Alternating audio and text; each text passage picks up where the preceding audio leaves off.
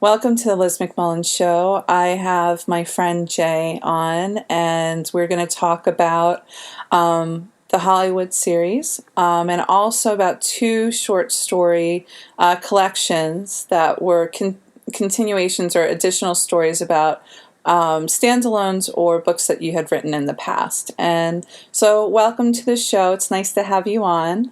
Thank you, Liz, for having me. Great to be here.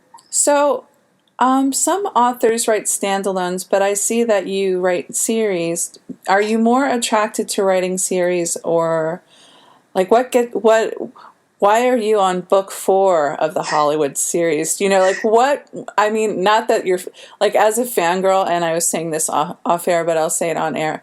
I was a super duper fan of yours, even like a couple of years ago, before I even started doing interviews. And so anyway, so as a writer, why series? It wasn't planned that way. None of my books started out as a series, or I didn't plan on making it the first book in a series, actually. When you write romance, it's not that easy to write a series because the readers start out with a certain question in their minds when they start reading the book. Will the girl get the girl in the end? And when that question is answered, yes, they're getting together, then the book is over and then there's nothing else to tell, for this book at least. So for the second book, you have to think of something else, how to make the next book interesting for readers so they can reconnect with the characters from the first book. And I usually introduce other characters or give the limelight to characters that showed up in the first book as supporting characters. So that's my way of making sure the romance stays interesting in book 2 or book 3 too. But in the beginning, I never set out to write a series. It's more that I write about characters, and when the book ends, I'm missing them because I got so familiar with them, and they're still fascinating, and I find myself, there's still a lot to tell about them. So after a while, I sit down and write the next book about them. I write series too, and as a reader, I love series because I get really attached to the characters. And just like what you just said, I have a 5 college romance series, and the first one, Unspoken, focuses on 2 characters. And I actually originally, when I wrote it 2008, it was crowded with too many characters. So basically what I did is for book 1, I focused on 2.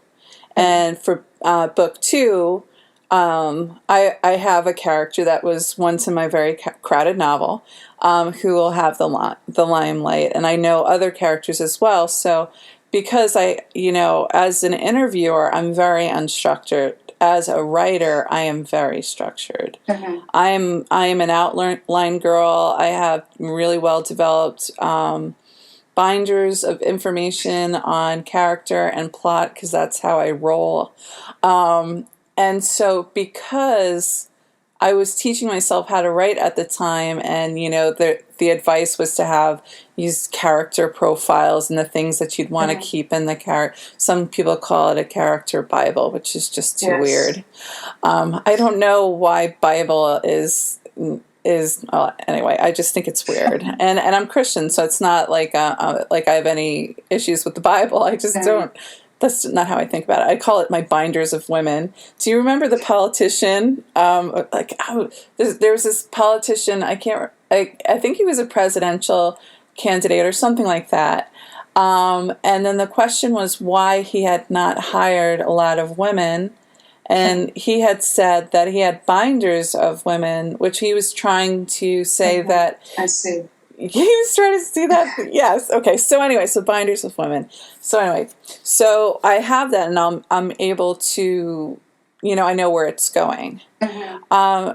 Did you? I have a question about. You have 2 short story anthologies which take characters from novels and give additional stories.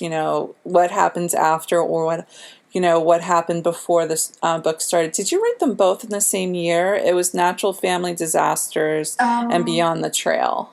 I wrote them short story by short story. Like, for example, Beyond the Trail is the collection that goes with Backwards to Oregon and Hidden Truths. And I think the first short story I wrote was one about Luke, because she lives as a man. And I wanted to tell readers, how did she come to not live as a woman?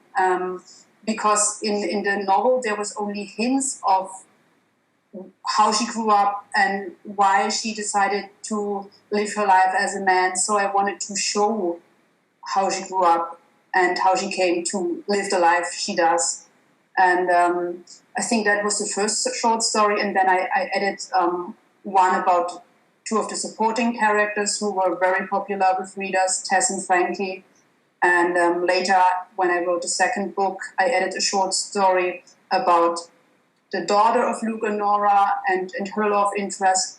And I think in total it ended up with 5 short stories written over a span of, I would say, 3 years or so. Oh, okay.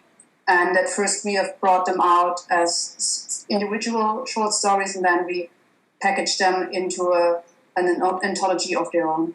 So you've Beyond the Trail is a historical, and Natural Family Disasters is paranormal. Yes. Can you talk a little bit about the series that came from, Natural Family Disasters?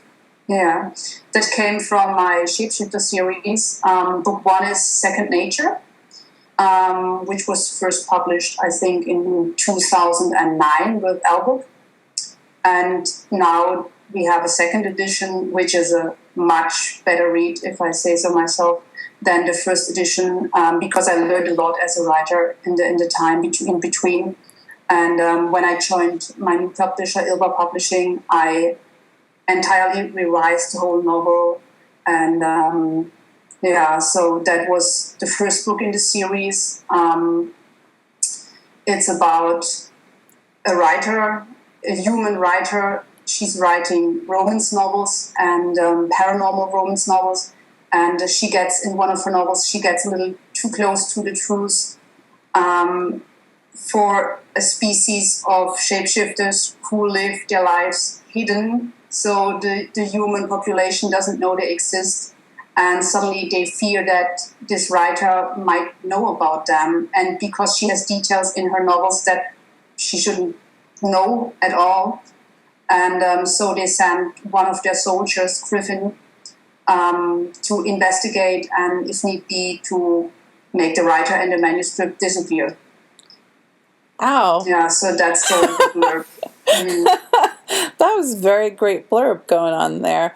All right, so we have historical, we have paranormal. Now tell me about the Hollywood series. Like, do you enjoy all genres? Like, how did this particular series start? And what about what was the inspiration for Just Physical? So let's see, the first question was if I enjoy all genres. Yeah, which I do. I mean, my books are pretty all over, pretty much, except for fantasy and science fiction, which I haven't written so far. I have covered pretty much everything else. But I think the common thread is that they're all romances. The historical fiction novels are historical romances. The paranormal fiction are paranormal romances. And I also have a bunch of contemporary romances out. And the newest ones is a series that is set in Hollywood. It started actually with a short story, which often happens to me for some reason. I write a short story, or I set out to write a short story, and then the characters grab me and they won't let go. So the short story becomes longer and longer. And suddenly I have a novella, and then I have a novel, and then I have a series of novels. So yeah, that's what often happens to me. If the characters really fascinate me, then a short story is just not cutting it. So one of the things that I noticed on Facebook, I know that you did it with Nano, but do you use Scrivener? Is that the program that you used to keep? Yeah, I use that. Okay. So when I get so intimidated by your target word count. Yeah. 100,000 words is almost double what I normally... I'm more of a 65K kind of girl, And I'm like, oh my God. And I think, I don't know if you do screenshots or something, but I remember, seeing where you were at, what your target was for either that day or that week, and then what your overall target. And I just got really intimidated. Yeah. Yes, Scrivener has that option where you can, it has a progress bar, and it starts out, I think, with red if you haven't written anything, and then it turns orange, yellow, and it's nice motivation to see it turn green. And it has 2 progress bars. One is for the daily word count, and the other is for your overall goal. And what can I say? I tend to write longer novels because I like to take my time developing the characters and developing the relationship, and not having them fall in love on page 2 without even knowing each other. So what was the impetus? Yeah. Why Hollywood? I'm not sure why Hollywood. I think it was more the premise of that story that fascinated me. The first story that was supposed to be a short story is titled Departure from the Script, and it's about 2 characters who would normally never think that they would end up together. And the main character is an actress, or a wannabe actress, because she's more a waitress than an actress at that point, because she's trying to make it in Hollywood. And she thinks that her type of woman that she's attracted to is more the feminine type. And she has never found herself attracted to a butch woman. So when she goes on a party and the next day ends up with the hangover from hell and in the bed of a butch woman, she's pretty much surprised. And she can't remember a thing. She doesn't know. Whoops, it's a butch. Yeah. So, yeah, I mean, yeah, it's unusual. Like the title of the book says, it's for both of them pretty much a departure from the script, because the other woman, Michelle, she promised herself never to get involved with an actress again, because been there, done that. She has an ex who is an actress, and the relationship didn't end very well. So she wanted to stay away from all actresses. But they find themselves that they are pretty compatible in any way, so that's a surprise for them. Do you find yourself writing mostly butch femme pairings? No, not at all. This is the only story. I don't think. Well, of people Luke and with those. Yeah, Luke is kind of special. I got emails from readers who sent me feedback. Backwards to normal to Oregon, and some people called Luke a she, and the others called her a he, and I'm fine with either. But I was a little surprised that some readers even read her as a transsexual person. Thinking about it, kind of, yeah, I can see why they would think that. I didn't set out to portray her that way, so I don't think of Luke necessarily as a butch character. And to get back to your question, I don't set out to write my characters as stereotypes or as. Well, I wasn't saying you have paper, cardboard characters. I find that a lot of times in lesbian fiction, there is a tendency towards writing a butch femme pairing. In some ways, it's kind of helpful as a writer to have such physiologically different characters.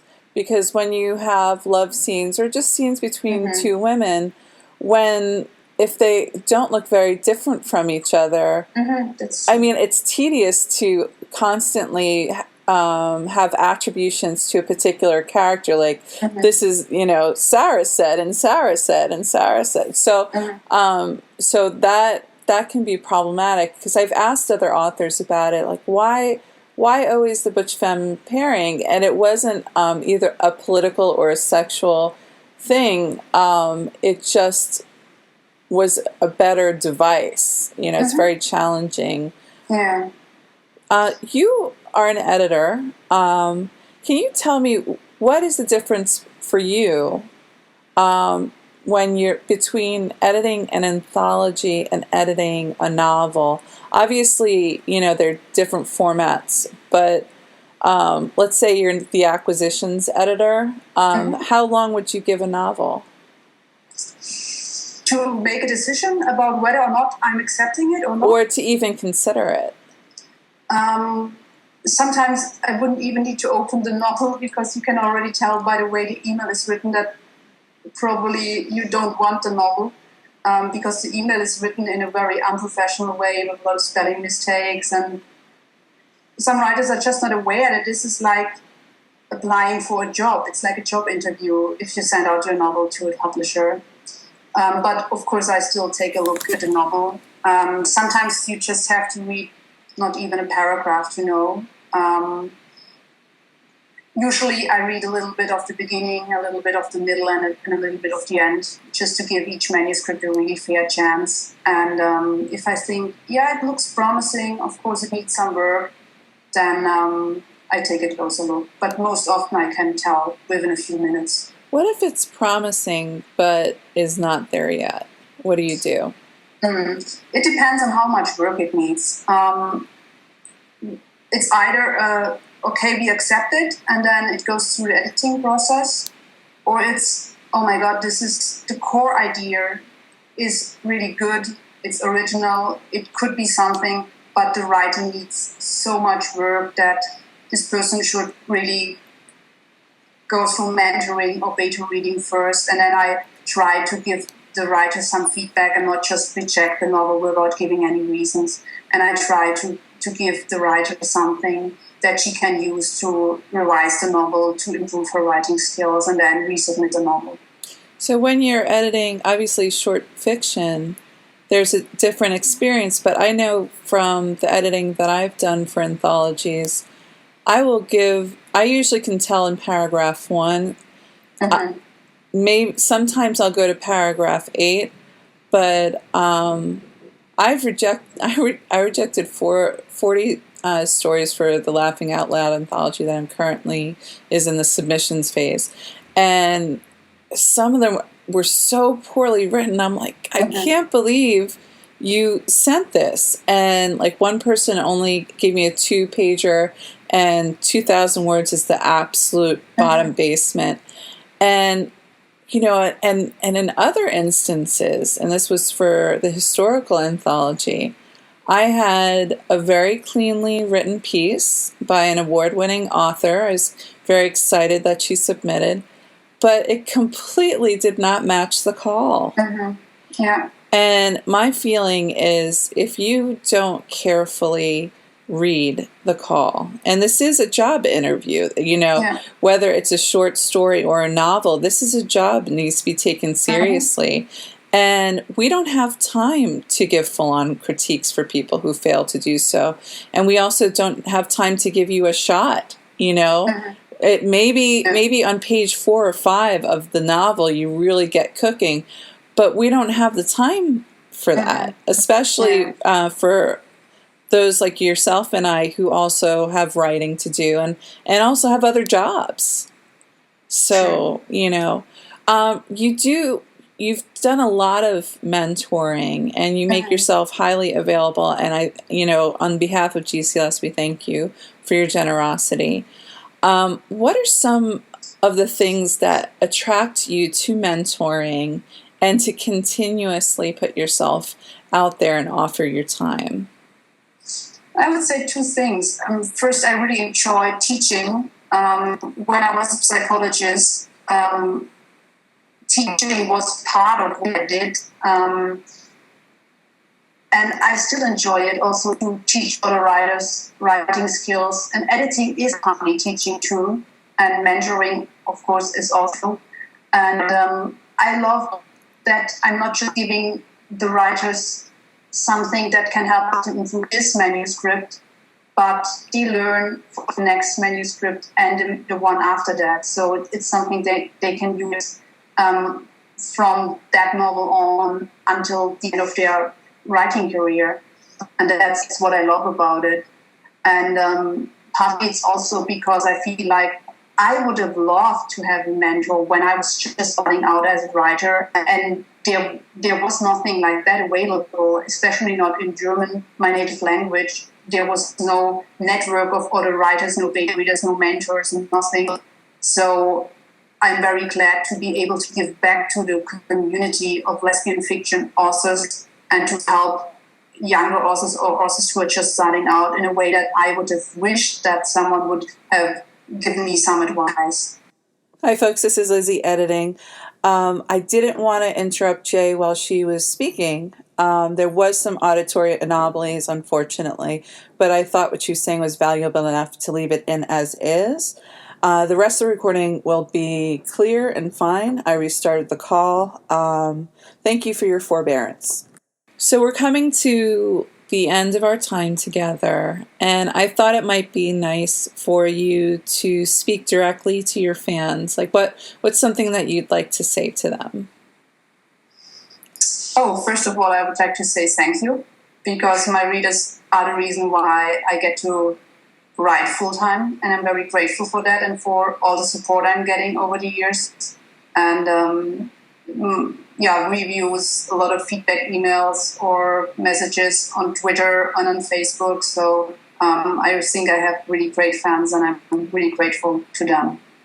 So my final question is, what next? What are some of the works in progress that you have on your desk or that are done but not in print yet?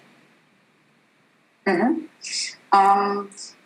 The last one I published was just physical. That was book 3 in the Hollywood series. But that one is completely done, edited, and published. It's been out for nearly 2 months now, doing pretty well. And I'm already hard at work on the next novel, which is a historical romance again. It's not quite a sequel to Backwards to Oregon and Hidden Truths, but it comes close because one of the, not the two main characters, but an almost main character, very important supporting character, is the granddaughter of Luke and Nora from Backwards to Oregon. So the title is Shaken to the Core, and it's set in 1906 in San Francisco during the time of the earthquake and the fires. Oh. So it's a mix between a disaster novel and a historical romance. And I'm almost 90,000 words in already. So, ouch! Oh, the word count. Not that it's a bad thing to write long novels, but I was just like, oh my God, 90,000 words. Yeah, I think my publisher is already praying that I will. My goal is about 120,000, and my publisher is already praying that I will wrap it up at that word count and not make it even longer. But with historical fiction, I think it's nice to be able to be a little more descriptive and not to overdo it with all the research details, but to get your readers really a sense of the setting, to make them feel like they're really experiencing that time. Well, it's a pace of life that's different. I just published Through the Hourglass, which is a historical anthology, and the pace of the stories they're very, very different. Like if I was editing contemporary, they pretty much want to be in the middle of a chase scene or like some kind of calamity or action in the first page. Whereas, the historical stories that we publish tend to, have a slower start and a slower pace, not in the sense that, you're going to fall asleep in the book. You're not going to go, hurry. It's intriguing. It's the stories will grab you and have your attention, but because they're historicals, they do not have the pace of life that in the late 20th century and in the 21st century has. Yes. Yeah, I mean, parts of my work in progress has these action elements because, as I said, it's also a disaster novel, and they're fighting for their lives and they're running from the fires. But it also has slower moments, more descriptive moments where readers are getting to experience what life is like at the turn of the century, because it was very different than our lives nowadays, and it has a different feel than a contemporary romance. Well, I have to say that as a fangirl from about 6 years ago. It's very exciting to be able to chat with you. And I really loved having you on the show. It was a pleasure to be here, and great questions.